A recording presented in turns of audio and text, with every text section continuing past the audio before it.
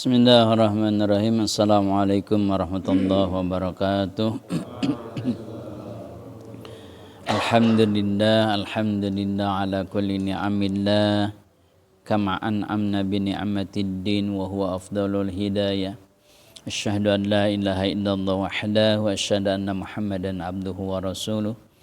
Allahumma salli ala nuril anwar wa sirril asrar wa tiryakil aghyar wa miftahi babil yasar Sayyidina Muhammadin al-Mukhtar wa alihi al-athhar wa ashabil akhyar adada ni'amillahi wa ifdalihi amma ba'd.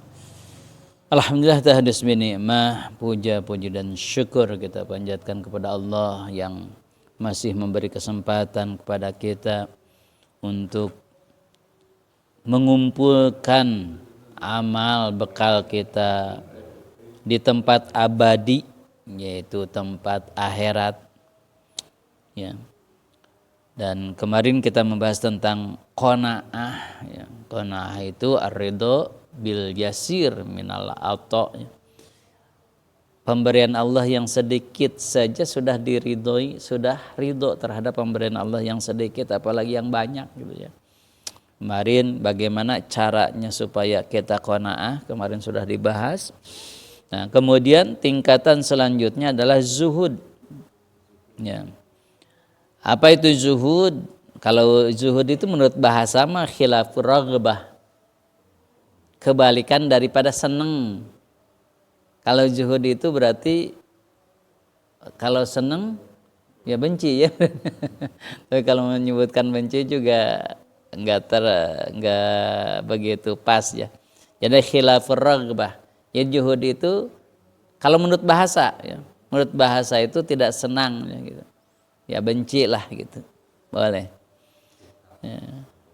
Benci, ya, subhat itu ragu-ragu. Ya kalau juhud itu khilafur raghbah, raghbah itu senang, cinta. Ini tidak cinta gitulah.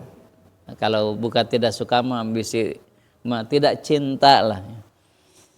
Nah, yuqalu zahada fi syai'i wa anhu lam yarghab bihi wa haqiqatu insirafu. Nah, menurut syarah manan al-marghub wa anhu ayyakuna aidan marghuban fi biwaji minal wujuh wa tarikul hajar. Nah, jadi yang disebut juhud itu mencintai sesuatu yang dia senangi, ulang lagi, tidak mencintai sesuatu yang menurut nafsu itu disenangi gitu. Misalkan kita dikasih batu, kurang tersep, wajar. Batu bukan juhud kita kepada batu gitu. Tapi kalau misalkan harta, misalkan uang, dikasih uang, urang mah teu perlu ka masjid kan we. Wah, itu juhud. Masuk ke masjid.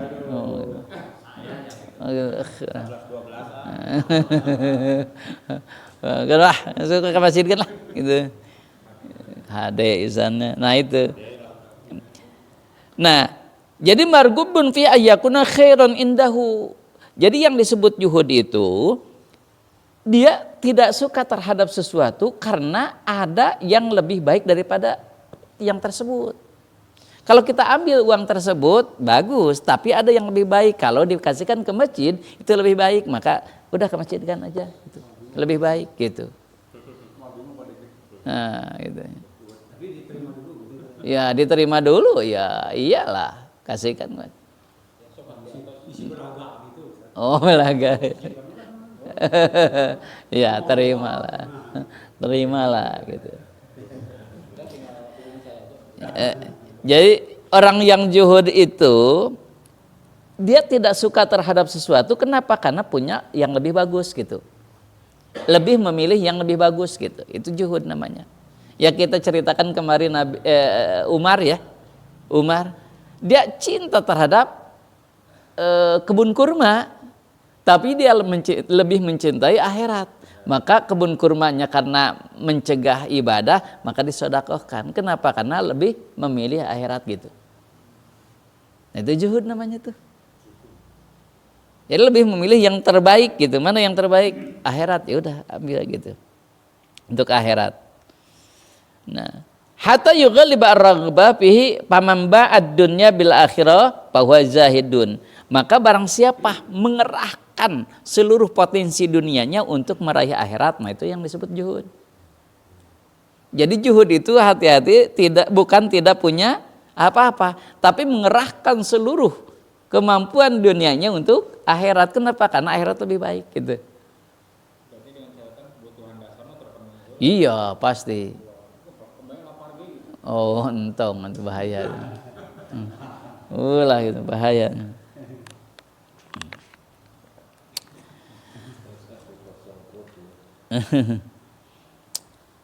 Nah, menurut hadis riwayat yang diriwayatkan oleh Baihaqi fi Syu'abil Iman an Nabi sallallahu alaihi wasallam qala ma zahada 'abdun fid dunya ila al hikmah fi qalbi, maka barang siapa orang yang sudah masuk zuhud maka bakal ada dalam hatinya itu hikmah, bijaksana, filosofisnya, filosof itu kan filosofia, artinya senang kebijaksanaan.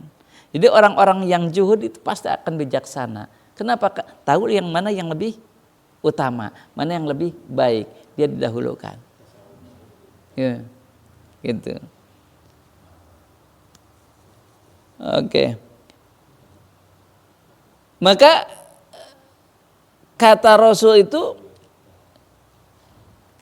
wan tolako biha lisanuhu wa basaruhu aibud dunya. Lisannya, matanya tidak terlalu melihat hal-hal duniawi. Jadi tekiat tuh gini, pas orang lain melihat mobil yang mewah, wah enggak. Orang zuhud itu biasa aja terhadap dunia itu. Gitu. Kalau lihat rumah yang bagus teh molotot, enggak lah, biasa aja. Orang yang zuhud itu melihat dunia itu biasa aja. Gitu. Enggak terlalu wah gitu. Matanya itu enggak terlalu wow gitu. Kalau perempuan lihat orang lain pakai gulang naon gitu, waduh gitu enggak gitu. Orang zuhud itu enggak gitu.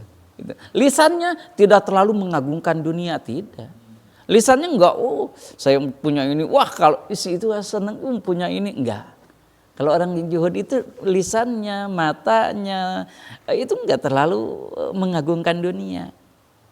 Biasa aja gitu. Seperti Masya Allah Karim, dulu pernah siapa? Almarhum Syekh Ali Jabir ketika di Bogor, di mana yang hilang mobilnya ya. Kemudian dia lihat mukanya, lempeng weh. Udah nggak apa-apa, itu kan dari Allah, udah nggak apa-apa. Ya, ternyata kan mukanya itu, nah itu zuhud, itu kelihatan zuhud. Gitu. Jadi kalau zuhud itu enggak merasa wah kan dunia, enggak. Matanya, lisannya, tangannya bebas weh. Ya udah enggak apa-apa. Gitu. Tenang weh gitu. Kalau kita hilang, wuduh, berarti belum zuhud tuh.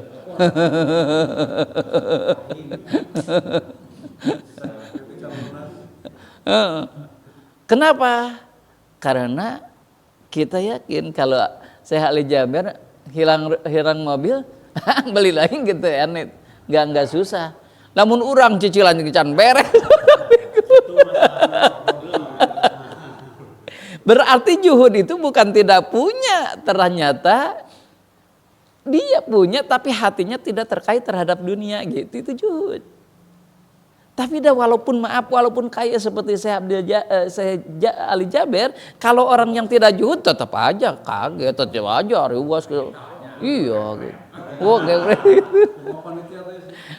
Panitianya kan gitu dan seterusnya gitu. Iya kayak gitu. Nah itu orang zuhud itu terhadap dunia itu nggak terlalu gitu. Gak mempermasalahkan gitu. Masya Allah, itu orang yang zuhud itu gitu. Terhadap dunia pandangannya gitu ya, kemudian tangannya gitu. Kata Imam Ahmad, Kalau sallallahu alaihi wasallam az-zuhdu fid dunya rahatul qalbi wal badan. Barang siapa yang sudah zuhud pasti bakal tenang badannya, bakal tenang hatinya. Jadi orang zuhud itu badannya akan tenang, kalem, wajahnya itu hilang. Ya udah punya Allah. Ya, dulu ulama masya Allah ya karimnya. Ulama itu dulu namanya ulama salaf. Ketika tidur dia lupa pintunya nggak dikunci. Kemudian kebobolanlah ada maling. Pas bangun, kata istrinya, "Mama, ternyata ada orang yang masuk. Apa yang hilang? Uang kita hilang ini." "Oh, enggak apa-apa." "Kenapa?" "Kalau kita sedekah kepada yang butuh, belum tentu dia butuh. Makanya dia maling butuh. Alhamdulillah Allah mengutus orang yang butuh ke rumah kita." Lempeng. Orang Juhud itu masya Allah.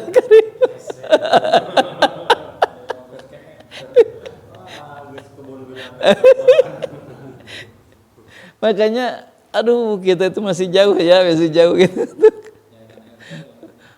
Berarti kalau sebaliknya Juhud itu masih hubud dunya tuh. Kalau hubud dunya itu masih cinta terhadap dunia. Kalau orang yang Juhud itu udah kalem ya. Lisannya, matanya, hatinya tenang, badannya tenang, hatinya kalem gitu. Ya Allah ya karimnya masih jauhnya. Sejauhnya itu. Mungkin gini Ustaz, kalau melihat benda-benda ciptaan manusia, mungkin lempang. Tapi kalau ciptaan Allah, mungkin kita kagum atau gitu. Misalnya datang ke suatu tempat, jadi pemandangannya bagus, bagus, gitu. Tapi kalau melihat mobil Rolls,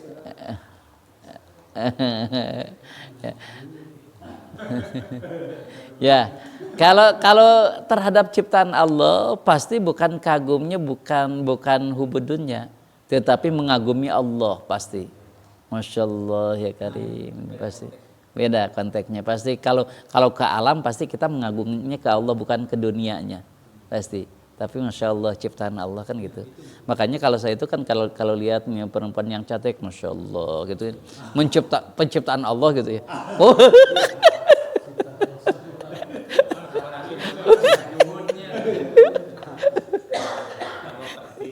Percis.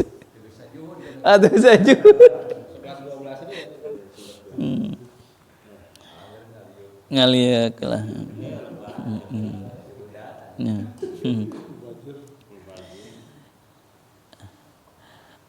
Ya inna zahada fid dunya takun aqalun nas. Jadi orang yang zuhud itu orang yang paling cerdas di hadapan manusia. Di hadapan Allah, maaf itu. Orang yang paling cerdas di semua manusia gitu ya. Wajudwa faqdu aqilatil qalbi bil mali. Jadi wazuhdu huwa faqdu ala qatil qalbi. Jadi yang disebut zuhud itu mengosongkannya hati terikat terhadap dunia gitulah. Mengosongkannya hati terikat terhadap dunia gitu. Nah itu zuhud. Jadi hati itu tidak akan terikat terhadap dunia. Contoh kita ketika sholat nggak pernah kita lihat memikirkan dunia, nggak pernah. Itu zuhud. Kan kita makan pas sholat aja. Waduh, tadi saya nyalain kompor. Waduh, gimana? Itu dunia. Kalau orang yang zuhud tidak akan terikat terhadap dunia, hatinya itu. Gitu.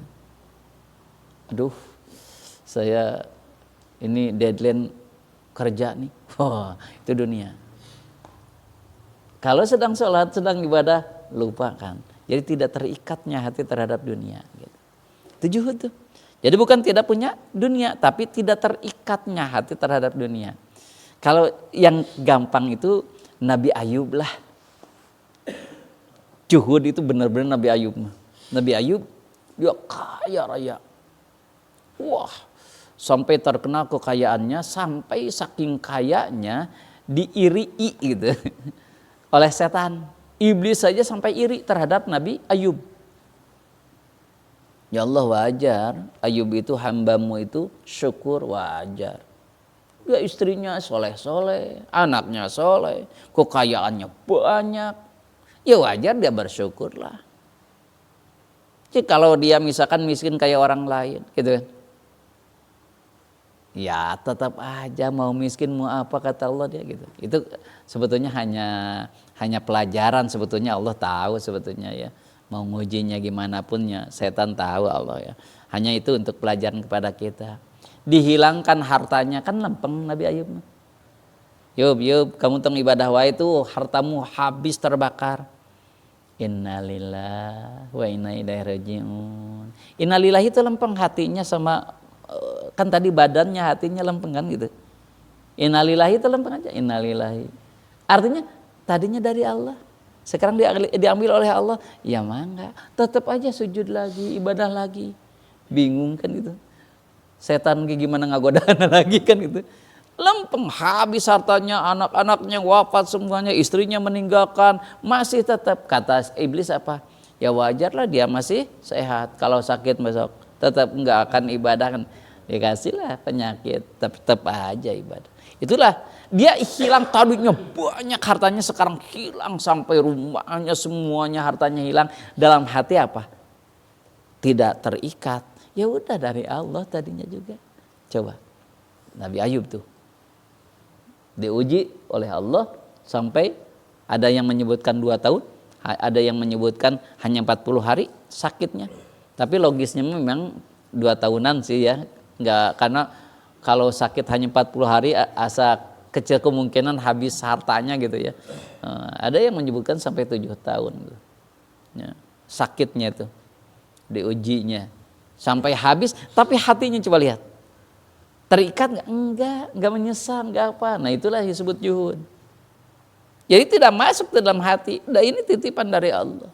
Makanya kalau ngambil apa peribahasa Jainuddin Amjad ya, ilmu Jainuddin Amjad katanya kita tauhid itu ilmu apa? Ilmu tukang parkir katanya. Itu Jainuddin Amjad dulu ya. Yang diambil oleh Agim ya, dikutip oleh Agim, itu ilmu juhud itu kayak tukang parkir. Datang mobil, motor, bunga tuh. Enggak lah, karena titipan. Diambil oleh yang punyanya. Sedih enggak? Enggak lah, ada titipan gitu. Nah, orang yang juhud kayak gitulah. Satu lagi Ustaz berkaitan dengan juhud itu dari sisi tanggung jawab Ustaz. Misalnya gini, kan ya lebih mementingkan tanggung jawab atau kepentingan yang lain. Misalnya gini, kadang-kadang ada seseorang dia punya harta sedikit, tanggung jawab ini harus dia selesaikan. Apakah lebih mementingkan tanggung jawab ini daripada yang lain gitu? Dari sisi tanggung jawab. Jadi sekali lagi juhud itu justru lebih mementingkan mana yang lebih baik gitu. Ya, dari ini mungkin lagi sulit ini kondisi yang tanggung jawab ini. Dia harus sementara satu sisi dia juga memberikan. Nah itu sebetulnya gimana itu? Belum kebayang kasusnya nih. Kasusnya gimana contohnya? Misalnya ada seseorang dia itu punya dana, katakan punya biaya 100.000. Sementara yang tanggung jawab ini butuh banget gitu. Kalau dia nggak berikan, maka menarik ini tanggung jawab dia kan. Artinya kan di satu sisi juga zuhudnya dia memberikan ke orang lain gitu. Nah itu mana yang dipentingkan? Nah, sekali lagi juhud itu bukan meninggalkan harta. Sekali lagi, tapi tidak terikatnya hati terhadap harta. Dia ngasih kepada keluarga, lempeng. Dia ngasih ke orang lain, lempeng. Dia ngasih apa? Dia enggak, aduh gimana kalau gini, enggak. Orang juhud itu tidak terikat, lebaran lah gitu. Untuk kebaikan itu mau ke keluarga, mau ke orang lain, kasih enggak lebar gitu. Jadi nggak ada beban gitu. Enggak beban gitu. Bukan berarti miskin ya. Enggak, tadi udah jelas ya. Di tangan gitu. Ya. Jadi hati yang paling utama tidak terikat gitulah. Enggak gini pas udah ngasih, saya ngasih untuk masjid 500.000 ah. Ada di dalam hati teh, aduh enggak lebari wadah orang teh. Nah, itu berarti belum juhud. Gitu. Ya misalkan gini, ya Allah, saya itu ingin ngasih ke masjid, tapi keluarga juga butuh ya Allah. Saya juga ngasih aja ke keluarga, nggak ke masjid, itu udah dapat. Jadi juhud itu bukan berarti untuk lebih mementingkan orang lain dari keluarga, bukan. Tapi hati tidak terikat mau ngasih kepada siapapun, hati tidak terikat. Telebaran gitulah ya. Telebaran, ngasih. Tiga Rasul kan, sama. Telebaran ngasih itu. Itu juhud. Ya. Jadi juhud itu tidak terikatnya hati terhadap dunia gitu. Nah, kata Imam Abu Sulaiman Ad-Darani az-zuhud indana tarku kulli syai'in yasghiluhu anillah. Gini, kata Abu Sulaiman yang disebut dengan zuhud itu meninggalkan sesuatu yang akan melupakan Allah gitulah. Meninggalkan sesuatu yang akan melupakan Allah itu juhud. Contoh, kita misalkan kerja. Itu sampai meninggalkan Allah, berarti tidak juhud.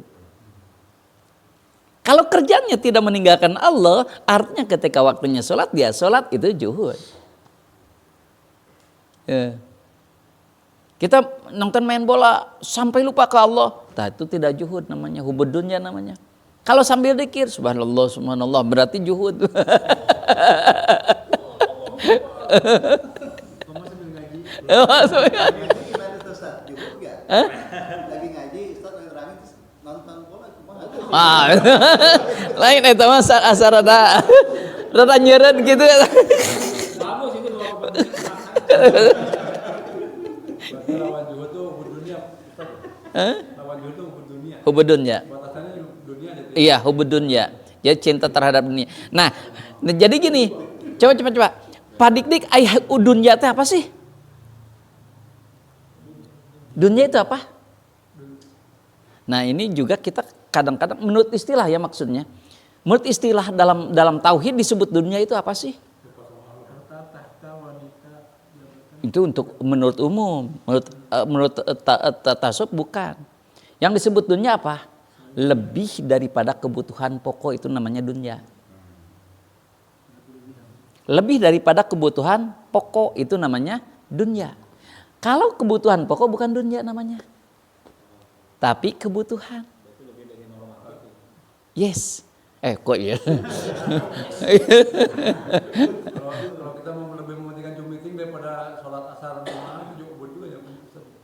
Zoom meetingnya untuk apa? Kalau Zoom meetingnya misalkan, Ya sama-sama gitu. kalau Zoom meetingnya misalkan tentang ilmu, tidak melalaikan namanya, itu baju ini dunia bukan? Bukan, ibadah, menutup aurat. Yang disimpan di lemari dunia, yang dihisab itu yang disimpan di lemari. Cadangan buat sholat. Nah, ketika dipakai berarti dia enggak. Yang ini disimpan di dunia namanya. Maka ulama tidak mau banyak. Kenapa? Karena enggak mau banyak dihisab. Itu. Makanya giliran terus dipakai supaya tidak jadi hisaban, tidak saya digilir. Ada. Jadi kalau banyak-banyak itu berarti itu dunia. Lebih dari kebutuhan pokok adalah dunia namanya. Kita punya rumah. Ini hanya cukup untuk kebutuhan pokok, bukan dunia. Tapi mewah. Nah, mewahnya itu disebut dunianya. Kalau tingkatannya ke meninggalkan yang haram udah biasa lah. Udah. Meninggalkan yang subhat itu juga termasuk. Ya. Ya pasti. Orang yang juhud pasti jangankan yang haram, yang halal saja, jangankan yang subhat saja, yang halal saja sudah ditinggalkan. Artinya kalau ini misalkan saya sudah makan udah cukup, masih kenyang, maka bala-bala nggak dimakan lagi. Itu juhud. Kenapa? Karena sudah cukup. Tapi kalau dalam dunia sekarang kan konteks berlebihan juga masih relatif kan. Misalkan seperti tabungan, simpanan, sebagainya misalkan ya. Kan kita juga punya anak-anak misalkan yang akan kuliah, yang akan nikah, dan segala macam gitu ya. Nah itu kan dari sisi itu mungkin itu jadi sebuah kebutuhan kan. Ya. Nah, kadang-kadang kan kalau ikut zaman Nabi mungkin sederhana. punya stok 3 hari makan udah cukup, Cukup. ya, 3 hari ke depan gitu Ya. ya. Nah, setelah itu mungkin disebutnya apa ya? Iya, Nah itu seperti apa ya? Gimana tuh seperti pengertian itu? Itu kalau pemahaman saya sih ya, kalau dulu itu kan kerjanya Pak harian tuh. Jadi satu kali kerja langsung dibayarkan 1 hari. Jadi kata Nabi lebih daripada 3 hari itu berarti hubudunnya. Tulul amal. Tulul amal, banyak angan-angan. Nah, kalau sekarang kita gajinya sebulan sekali. Berarti ukurannya udah lebih daripada 3 bulan ukurannya, itu namanya tulul amal. Di sisi makan. Iya. Di sisi tadi itu yang kebutuhan lain. Ya, kebutuhan yang lain kita lihat di surah Al-Baqarah. Inti surah Al-Baqarah apa? Orang yang miskin tersebut ketika dapat Baqarah itu dia kebiasaannya 3 ya. Kerjanya itu dibagi 3. 1 untuk kebutuhan pokoknya dia, untuk kebutuhan dia. Yang 1 lagi disedekahkan lagi, 1/3 lagi disimpan untuk ada kebutuhan. Kalau lihat di situ surah Al-Baqarah itu diperbolehkan. Kan dalam surah Al-Baqarah seperti itu kisahnya. Hanya gini, dia kerja. Di kerja itu dibagi 3.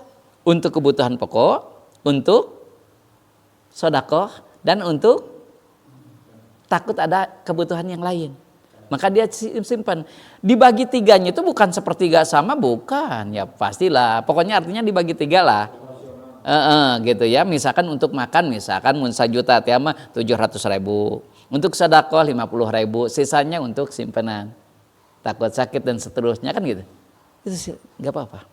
Kalau yakin itu untuk kebutuhan, bukan untuk memperkaya diri atau cinta terhadap dunia. Gitu. Nggak jadi masalah. Gitu. Itu buktinya sudah ada ya. Nah, dalam surah Al-Baqarah kan gitu ya. Nah,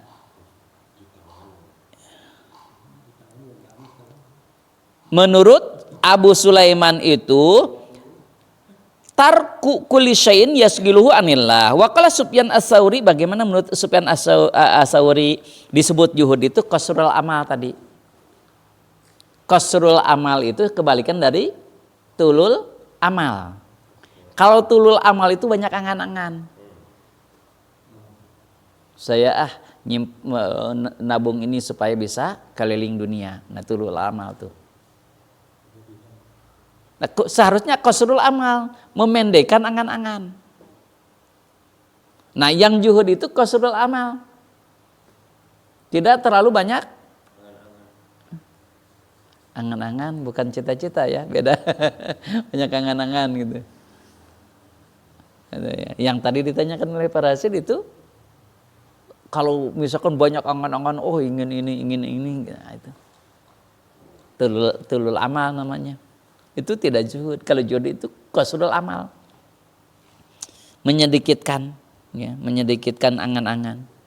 Saya nabung ganti mobil, padahal mobil ini juga misalkan masih layak dan cukup lah, nggak terlalu tertinggal gitu, nggak ngerepotin kita juga gitu ya, biasa aja.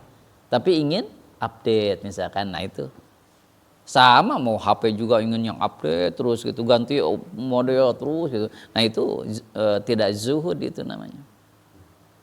Gitu. Tetapi hubudunnya. Takut sama rezeki ke depan, terus asuransi pendidikan anak gitu. Banyak versi sih, karena pasti itu tidak akan ada dalam Quran dan hadisnya kan gitu. Nah, tergantung keimanan sih.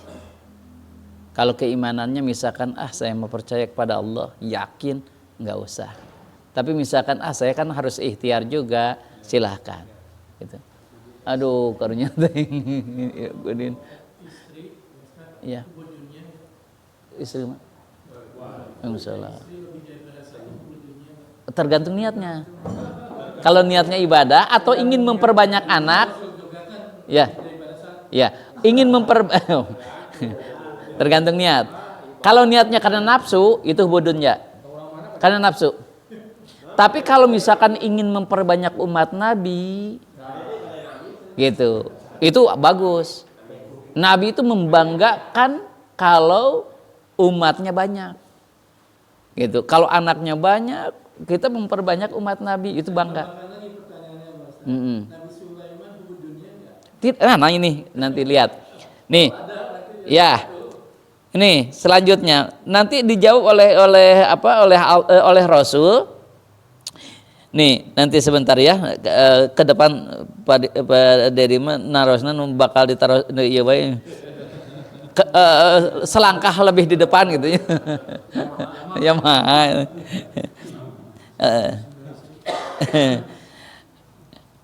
Nah nanti bahasanya gini. Coba kita urut aja dulu ya Pak Ded ya.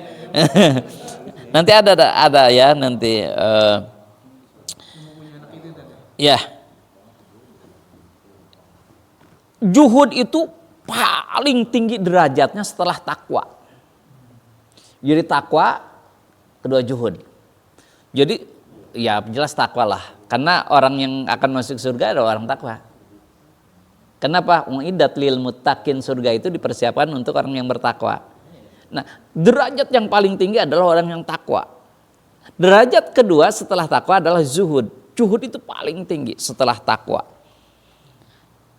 Nah, kenapa zuhud itu paling tinggi? Sababu mahabbatillah. Sebab pertama cinta terhadap Allah. Penghalang kita cinta kepada Allah adalah cinta kepada dunia. Kalau kita cinta terhadap dunia, susah untuk cinta terhadap akhirat. Kalau tidak cinta terhadap akhirat, susah untuk cinta kepada Allah. Dunia tuh penyebabnya. Kita contohkan yang supaya gampang, Korun lah. Si Korun atau Sa'labah. Ketika miskin, ketika tidak banyak dunianya, dia juhud, ibadahnya hebat. Tapi setelah kaya, dia hubud dunia, maka lupalah terhadap Allah. Tuh contohnya Korun. Ya. Oke.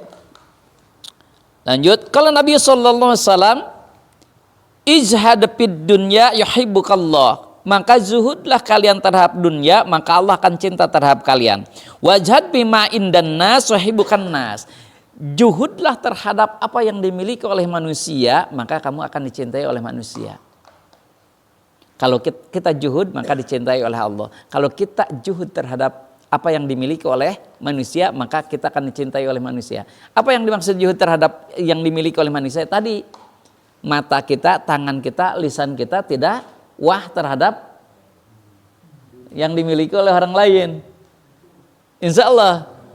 Waalaikumsalam warahmatullahi wabarakatuh. Gitu. Nah inilah penyebab mendapatkannya rahmat cintanya Allah gitu.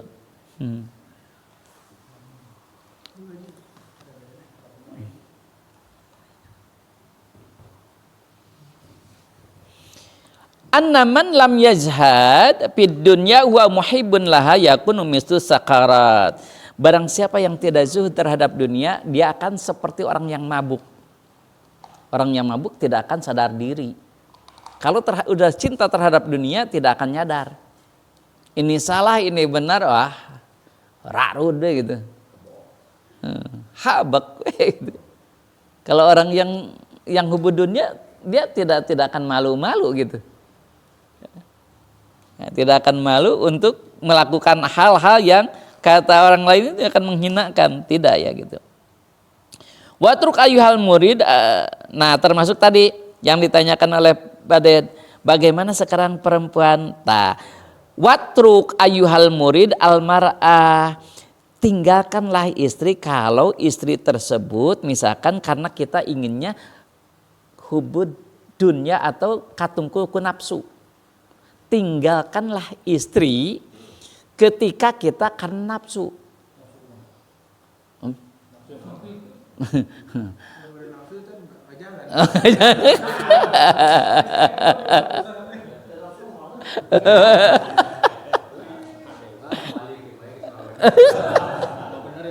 Wah, benar kalau malam Jumat ayo. Harus kebaca. Maksudnya gini, ketika kita misalkan niatnya ibadah, niatnya ingin memperbanyak apa? Memperbanyak keturunan kita, memperbanyak umat Nabi, niatnya ibadah karena Allah. Ibadahnya gimana?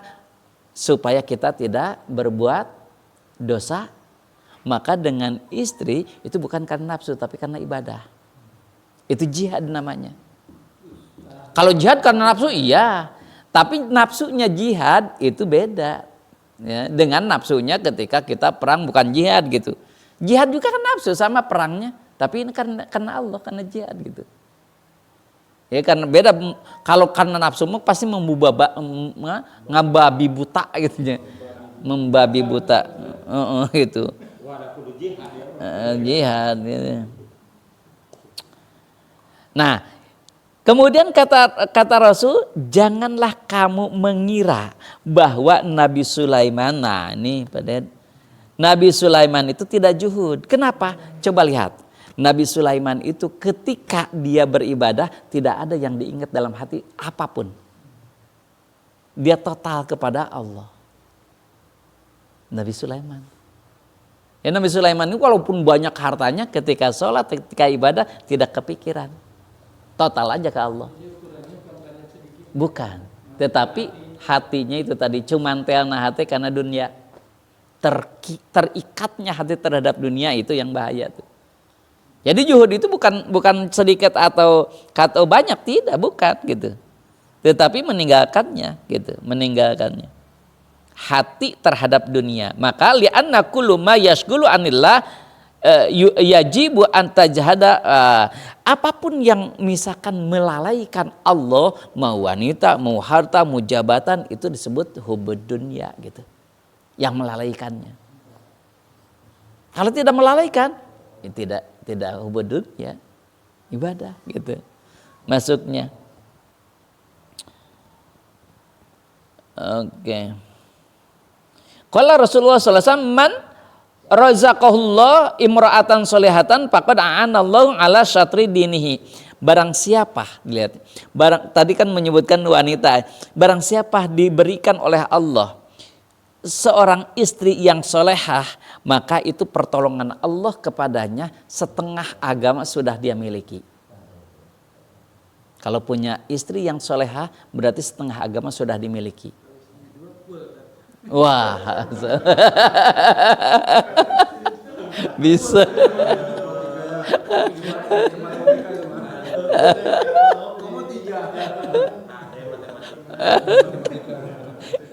Kacau. Aduh, ampun. Dasar. Ya.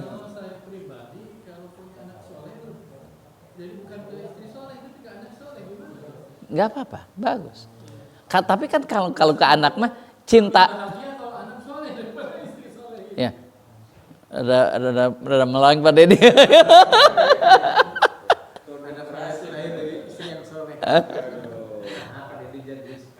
Itu tadi menjurus nanti kadinya, aduh ada melang pada dia. Kalau harapan anak soleh atau istri soleh, sebelum ke anak soleh, tanggung jawabnya kan istri soleh besar ya, anak itu gimana? Ya dua-duanya lah. Ya dua-duanya badan lah.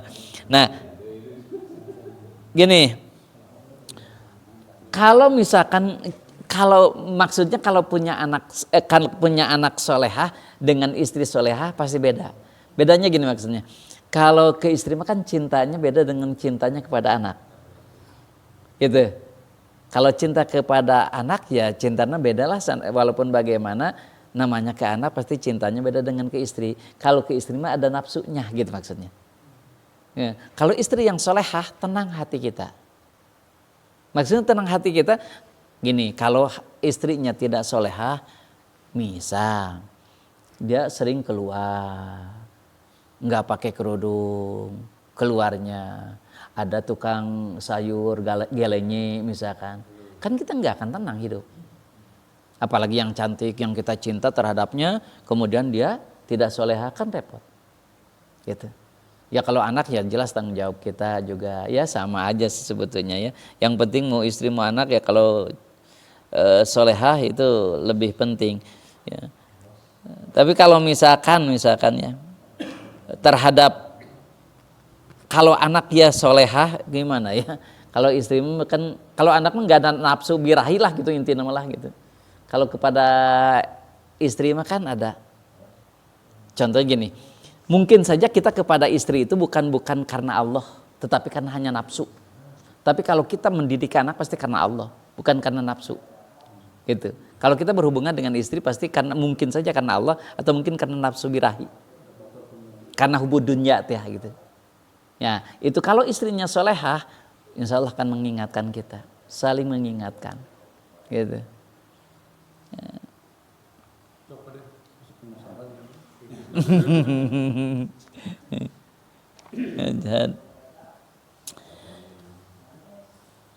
Oke. Li salamatid dunya khisalu arba'. Kalau kamu ingin selamat di dunia, maka 4 perkara yang harus kamu perhatikan. Kalau ingin selamat di dunia, maka 4 perkara yang kamu harus memperhatikannya, gitu. Inilah penyebab kita akan mendapatkan selamat. Apa? 1. Gufraka li jahlil qaum. 1. Kita selalu memaafkan seseorang yang tidak tahu. Orang yang yang tidak tahu itu orang bodoh, itulah jahli itu bodoh ya. Kita selalu memaafkan orang yang bodoh. Lihat Rasul ketika mau ke masjid karena dia tidak tahu diludahinlah Nabi, tapi Nabi memaafkan.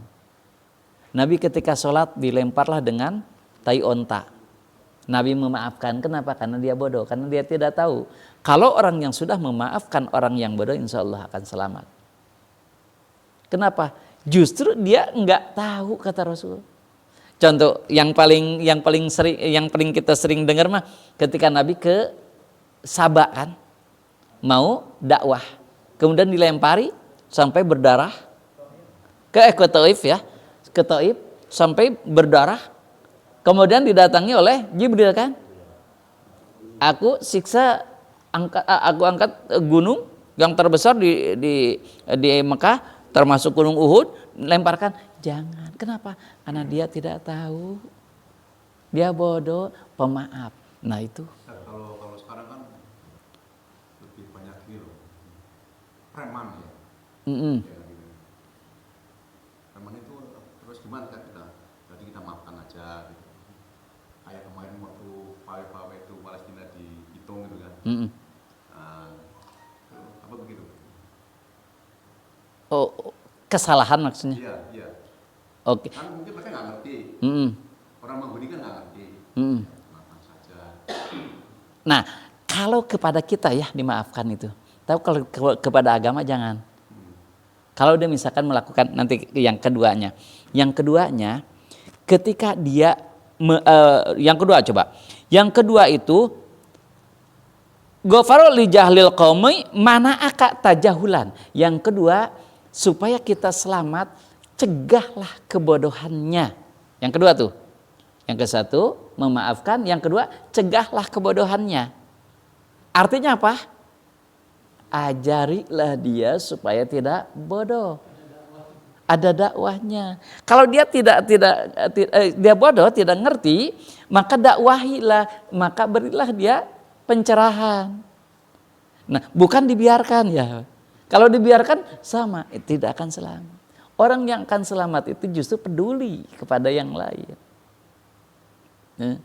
Jadi orang yang makanya Masya Allah ya Karim, kalau ada yang tidak tahu gitu. Tapi hati-hati ketika kita misalkan beda paham. Contoh gini, ada yang baca misalkan la haulun wala quwwatun illa billah. Kita gue tuh menang maco tuh. Yang benar la haula wala quwwata illa billah. Kenapa kamu baca la haulun wala quwwatun illa billah? Itu.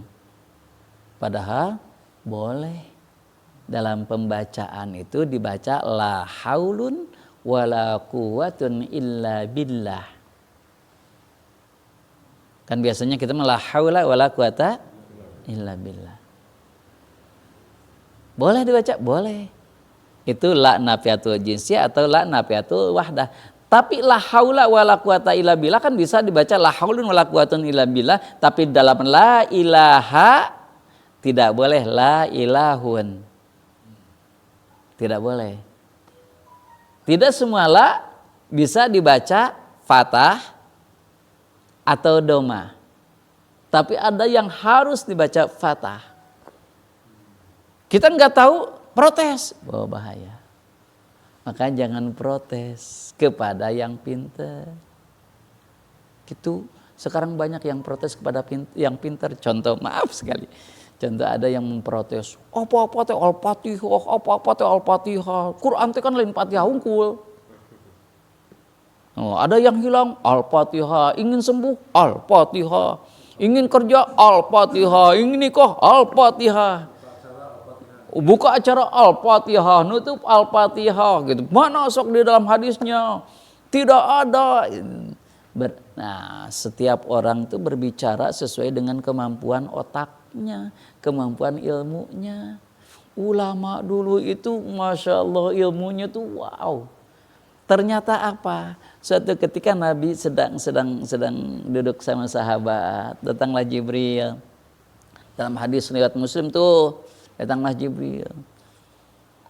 Cek Jibril teh tubah. Bahagialah engkau hai Muhammad dan umatmu. Kenapa? Karena Allah menurunkan 2 cahaya untukmu dan umatmu dan tidak pernah diberikan oleh Allah kepada nabi siapapun. Wah, gimana itu? Oh, 2 cahaya itu apa maksudnya? Dan ketika kita bacakan satu hurufnya itu menarik untuk diijabah doamu. Satu huruf dibacakan dari nur itu maka menarik diijabah doa. Kaget loh dan penasaran Nabi, ya Jibril apa itu? Yang pertama Al-Fatihah. Itu nur yang pertama adalah Al-Fatihah. Coba bayangkan, kalau menyebutkan tadi kan Quran itu banyak. Kenapa yang dibaca itu Al-Fatihah saja? Atau protesnya kenapa sholat itu Al-Fatihah wae nu diwajibkeun itu ganti wae atuh ku Yasin gitu. Kan yang diwajibkan hanya Fatihah. Yang lain mah boleh ganti-ganti.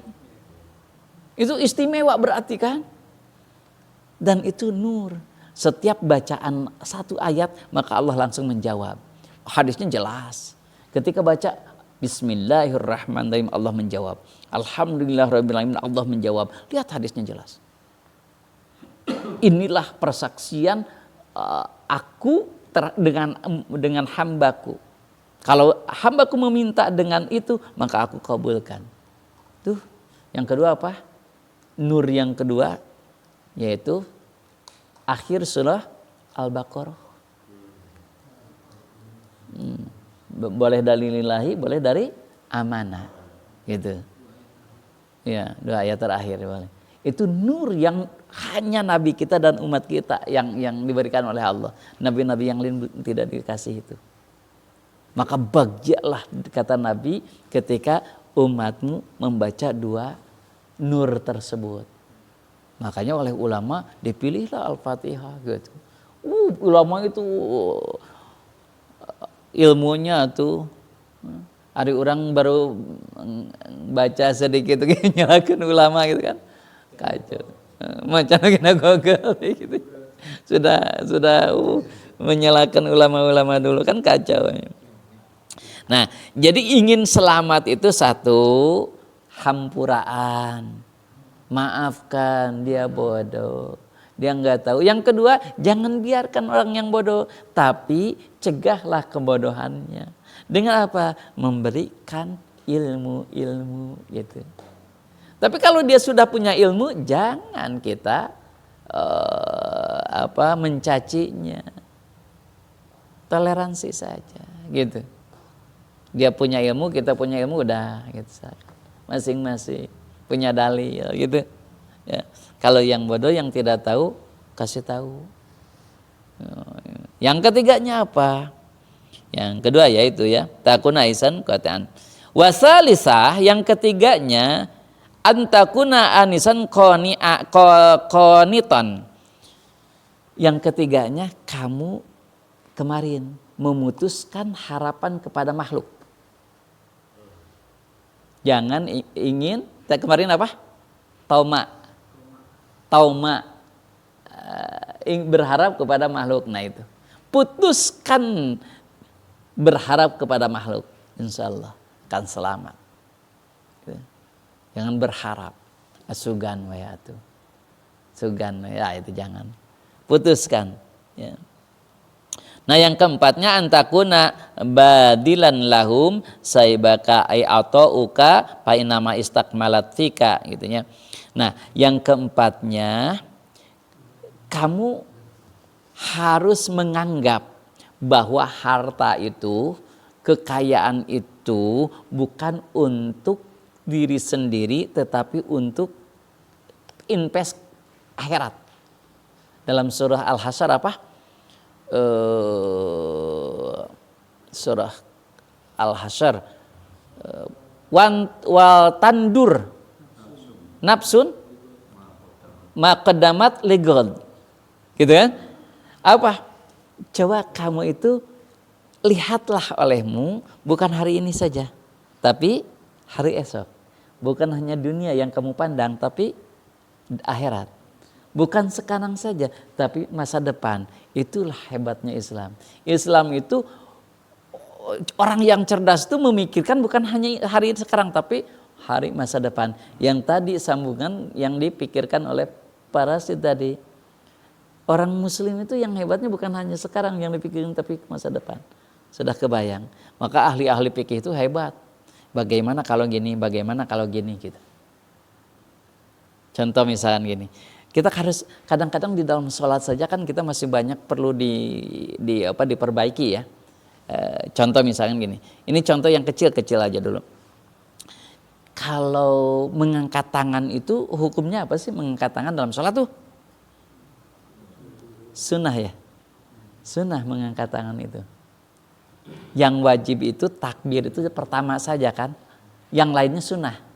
Yang wajib menyebutkan Allahu Akbar hanya pertama saja. Allahu Akbar. Yang lainnya menyebutkan Allahu Akbar sami Allah itu sunnah hukumnya. Beda. Kemudian mengangkat tangan disunahkan dalam sholat berapa kali? 3.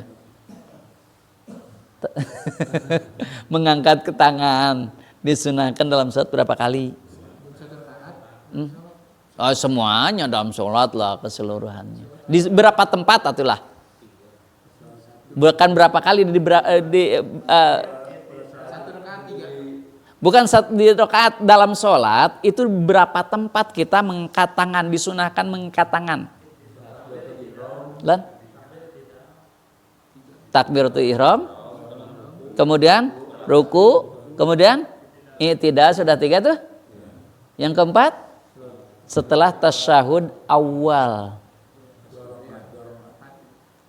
Setelah tasyahud awal berarti hanya 4. Selain itu tidak. Rakaat pertama nih. Kan setelah sujud suka ada juga yang ngangkat tangan. Nah itu tidak sunnah. Berarti kalau tidak sunnah namanya makruh. Berlebihan. Itu. Nah kasusnya sekarang gini. Ini. Saat maghrib. Saat maghrib. Imam sudah 1 rakaat, kita baru datang. Ikutlah. Imam rakaat kedua, kita baru rakaat pertama. Tah. Salat pas imam kan 2 rakaat kedua tuh. Tasyahud awal ya. Kita baru 1 rakaat kan. Imam berdiri ngangkat tangan pasti ya. Karena setelah tasyahud awal, kita ngangkat tangan enggak?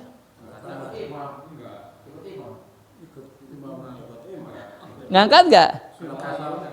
Kenapa ngangkat? Ikut imam. Wajib mengikuti imam. Kemudian setelah itu beres kan? 3 rakaat tuh imam. Berarti kita berdiri lagi 1 rakaat. Ngangkat tangan enggak? Angkat tangan enggak? Kenapa? Karena kita baru 2. Tadi dianggapnya seperti tasyahud awal, maka ngangkat lagi. Berarti di situ mah 5 tuh.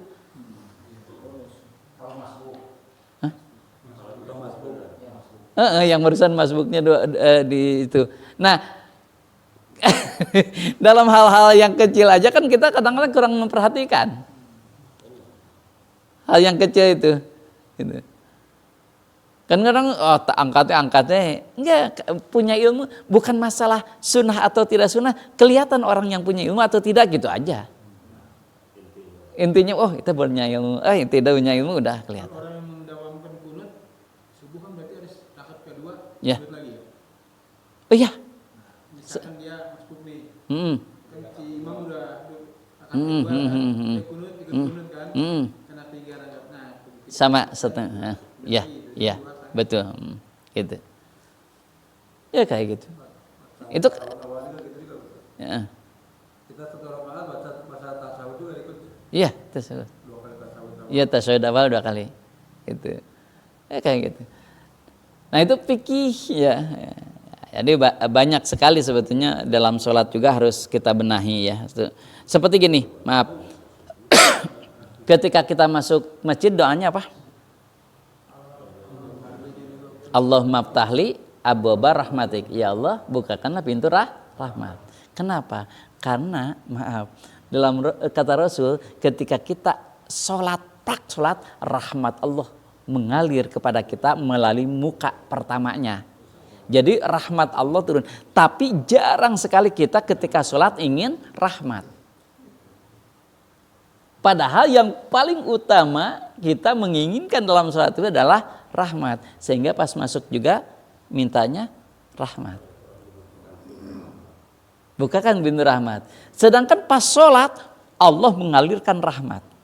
Pas beres sholat assalamualaikum maka rahmat tidak ada. Maka Imam Syafi'i menyebutkan usaplah, tetapkanlah rahmat di muka. Kenapa datangnya awal di muka? Makanya setelah salam itu Imam Syafi'i mengusap muka, menetapkan rahmat.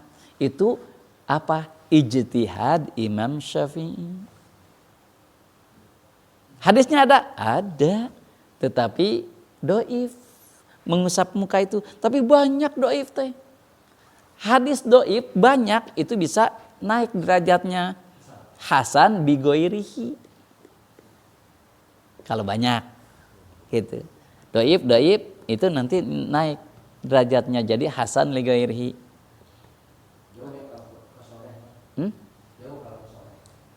Lamun ayat memisahkan hasan, misalkan nu doif karena ayat nu hasan, kemudian nu sahih bisa jadi. Duh. Jadi sahih li ghairihi kalau ada yang sahih. Nah, Duduk tasawuf kita kan beda awal sama akhir. mm. Nah, kalau kita perhatikan itu kan di Mekah tuh ya, kalau karena faktor tempatnya sempit atau memang sudah mazhab sana, itu kan selalu tasawuf awal duduknya. Kalau kita perhatiin ya. Nah, itu teh saya juga pernah memutuskan gini. Kalau saya begini nggak mungkin gitu. Akhirnya saya tasawuf akhir juga, akhir awal itu akhir jadi akhir awal gitu. Karena kalau kita memaksakan seperti ini mungkin akan jatuh gitu ya. Itu susah sekali gitu. Gitu. Nah itu termasuk ijtihad nggak? Gini, di dalam ibadah itu sih sebetulnya lebih utama ke akhlak, etika. Ya. Contoh misalkan gini. Kita kan ketika sholat itu Rasul menyebutkan bahwa ketika kita agak-agak kelihatan gitu ya. Tapi kalau berjamaah coba bayangkan. Kalau berjamaah, masa kita memaksakan aja dalil yang kita harus gini. Itu kan kalau kita misalkan gini, supaya kelihatan gitu, orang yang sujud di sebelah kita gimana asup karena kelek kurang gitu. Masa gitu. Kan ribu gitu. Ya, itu etika ya. Etika. Ya lebih ke etikanya. Karena itu sunnah kan itu contohnya gitu. Ya. Nah, kemudian duduk bagaimana? Duduk itu beda paham-paham ya. Ada yang menyebutkan semua duduk yaitu iftiros. Ada yang menyebutkan kalau duduk tasyahud awal iftiros, duduk tasyahud akhir tawaruk. Ada yang menyebutkan semuanya iftiros. Ada yang menyebutkan semuanya tawaruk. Tasyahud awal tawaruk, tasyahud akhir tawaruk, ada paham-paham. Itu mah beda-beda paham itu. Jadi silahkan yang penting kita keyakinannya ada dalilnya aja itu intinya. Jadi yang keempatnya, kalau ingin kita bahagia itu intinya kita punya uang, punya harta itu tidak tenyaah gitu, lamun masihkeun karena fisabilillah kanggo lebih baik gitu untuk akhirat gitulah intinya.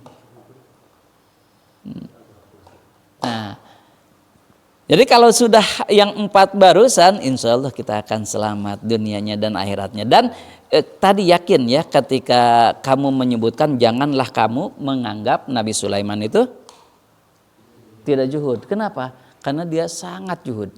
Kenapa? Enggak masuk ke hati dunianya gitulah.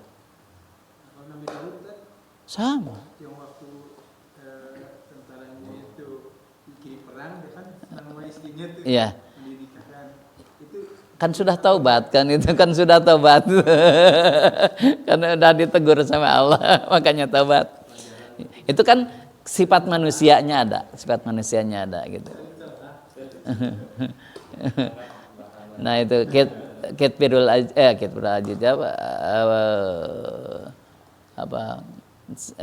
Patihur Raya patihnya itu perdana menterinya ya. Wallahu a'lam bishawab. Subhanakallahumma wa bihamdika asyhadu an la ilaha illa anta astaghfiruka wa atubu ilaik.